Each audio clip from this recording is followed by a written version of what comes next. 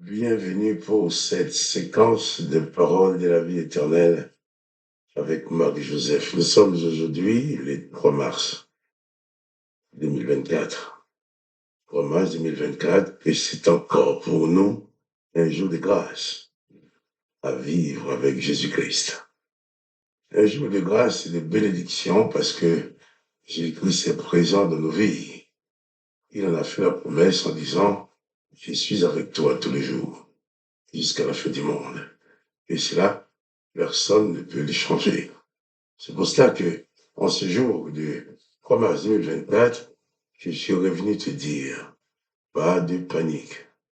Point de besoin de paniquer, pas de déprime, pas de découragement. Là, Jésus-Christ est avec toi. Et autant que Jésus-Christ est présent dans ta vie, tout demeure encore possible. Là, Jésus-Christ, notre Maître, lui-même a dit, tout est possible à celui qui croit. Il a dit que rien n'est impossible à Dieu.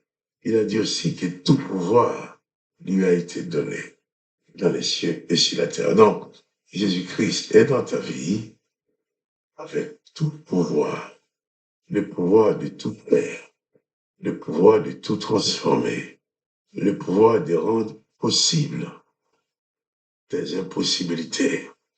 Alors, quelles que soient les circonstances de ta vie aujourd'hui, je ne les connais pas, mais je te dis seulement dans le nom de Jésus, pas de panique, pas de terreur, pas de déprime, pas de découragement, parce que Jésus-Christ est avec toi. Tu peux toujours t'adresser à lui, quelles que soient les circonstances de ta vie. Tu peux t'adresser au Père dans le nom de Jésus-Christ. Car Jésus-Christ lui-même a dit que tout ce que tu demanderas au Père en son nom, il le fera pour que le nom du Père soit glorifié. Alors, utilise ta foi en Dieu. Utilise ta foi que tu as en Jésus-Christ pour ne plus jamais te trouver dans la panique et dans la déprime, dans le découragement. Là, Jésus-Christ est là avec toi et il fera tout pour que tu puisses t'en sortir et de plus victorieusement. Que le nom de Jésus-Christ soit glorifié, que le nom du Père soit glorifié. Tu remarques que ma gauche n'est pas encore tout à fait ça, mais c'est pas ça qui va m'empêcher de parler de Jésus-Christ. Autant qu'on arrive à entendre le son de ma voix, eh bien cette voix parlera pour Jésus-Christ. Car c'est le but essentiel de ma vie. Jésus-Christ, c'est mon maître à penser. Et je viens te dire que c'est Jésus-Christ qui est toujours avec moi, est aussi avec toi. Alors, il faut savoir croire en lui, te confier en lui, glorifier son nom et surtout, ne jamais te laisser emporter par la peur et le découragement. Dans la présence de Jésus-Christ en toi, c'est ton trésor le plus précieux. La lui seule a le pouvoir de tout changer dans un clin d'œil. Oh, que le nom de Jésus soit béni. Eh bien, je vais prier avec toi. Jésus-Christ a dit que nous pouvons prier, demander au Père en son nom. C'est ce que je vais faire. Je ne connais pas les circonstances de ta vie, je ne connais pas tes problèmes, tes besoins dans les détails. Mais Jésus-Christ les connaît, toi aussi tu les connais. Tu as dit que moi je vais prier. Tu vas prier avec moi, tu vas te mettre en communion avec moi dans cette prière. Et l'Esprit de Jésus-Christ va être en communion avec nous, ce qui va donner de la puissance et le pouvoir à notre prière. Tu as dit que je prie si tu as mal quelque part, pose ta main là où tu as mal. Tu as dit que je prie, toi aussi prie, adresse ta demande à Dieu. Et dans cette communion entre toi et moi et le Seigneur Jésus, la prière sera exaucée. Prions maintenant. Père, dans le nom du Seigneur Jésus-Christ, je me tiens devant toi avec mon frère, avec ma sœur, qui est dans le besoin, qui a besoin de toi, qui a besoin de ta présence, qui a besoin de ton secours. Alors, Papa, dans le nom de Jésus-Christ, je demande d'intervenir dans sa vie pour lui apporter la solution à ses problèmes, pour lui apporter la guérison à son corps.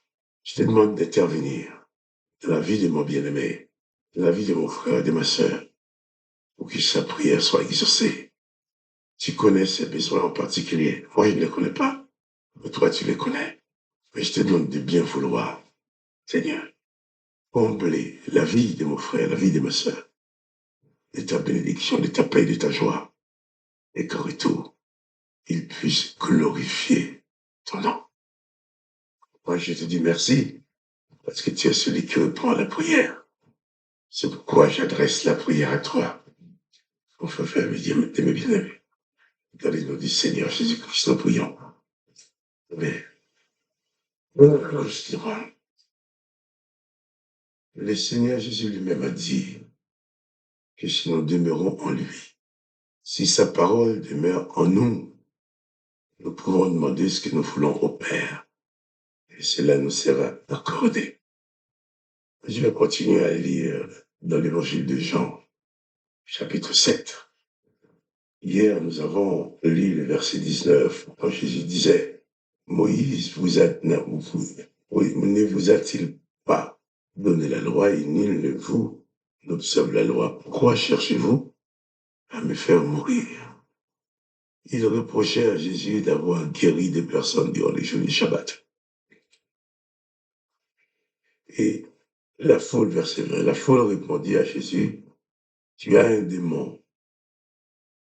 Qui est-ce qui cherche à te faire mourir? Le pire mensonge, ils souhaitent tous la mort de Jésus, pas le peuple, mais les chefs. Mais le premier dit, personne ne cherche à te faire mourir. Jésus leur répondit, j'ai fait une œuvre et vous en êtes tous étonnés. Moïse vous a donné la circoncision.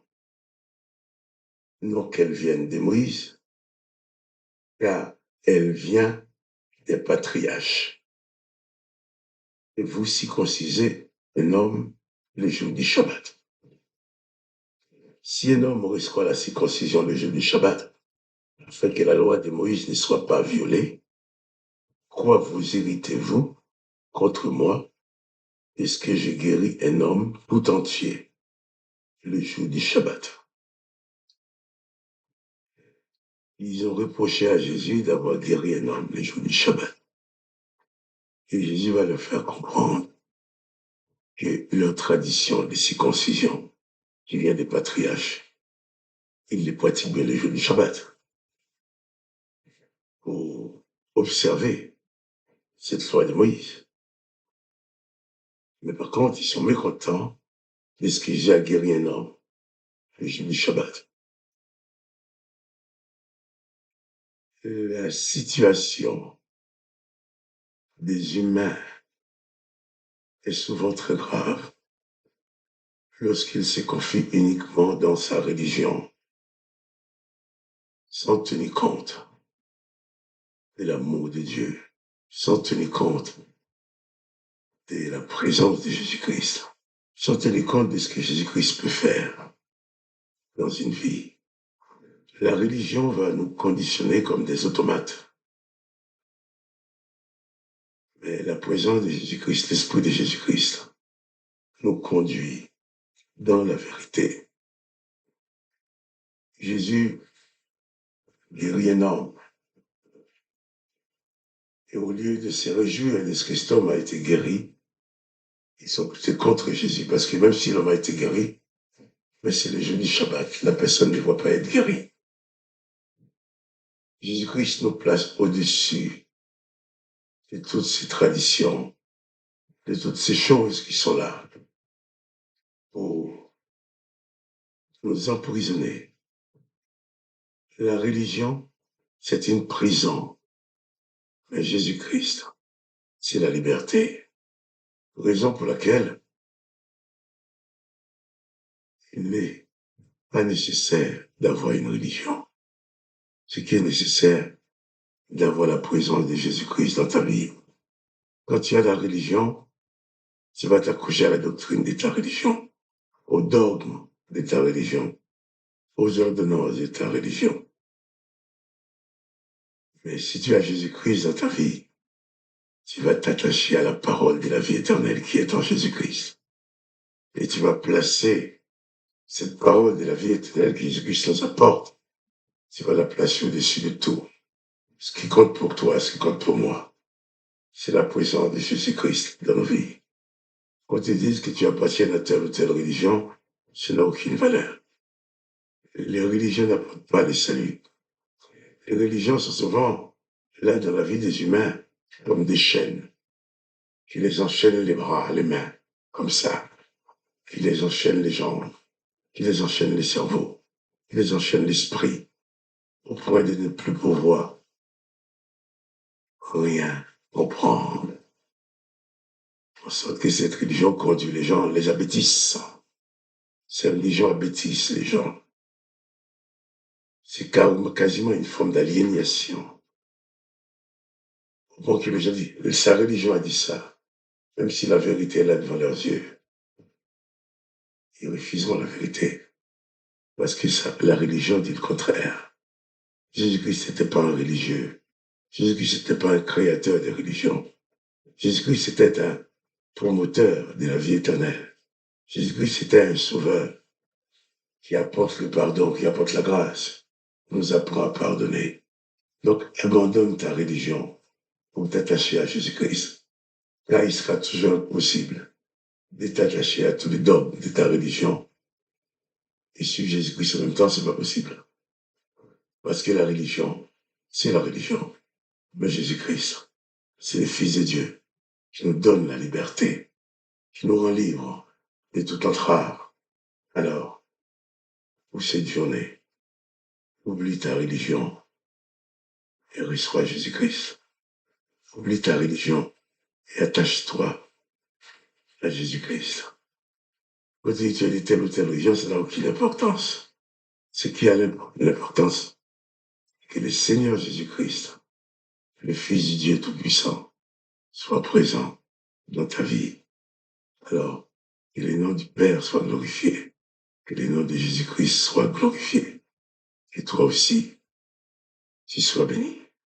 Je dis bien, mettons de côté tous les dogmes de la religion pour nous attacher uniquement, exclusivement à la parole de Jésus-Christ. Alors nous serons sûrs d'être sur le chemin de la vie éternelle. Alors, moi, Marc Joseph, je te dis encore, pas de panique. Jésus-Christ est avec toi. Jésus-Christ est présent. Tout est encore possible pour toi. Sois donc béni. Et je te dis, à demain pour une autre séquence des paroles de la vie éternelle. Si tu aimes la vidéo, n'oublie pas de la partager avec les autres. Et si tu as une question particulière sur l'évangile de Jésus-Christ, envoie-moi la question sur les commentaires. Je ferai une vidéo spéciale pour répondre à ta question. Sois béni. Et à demain.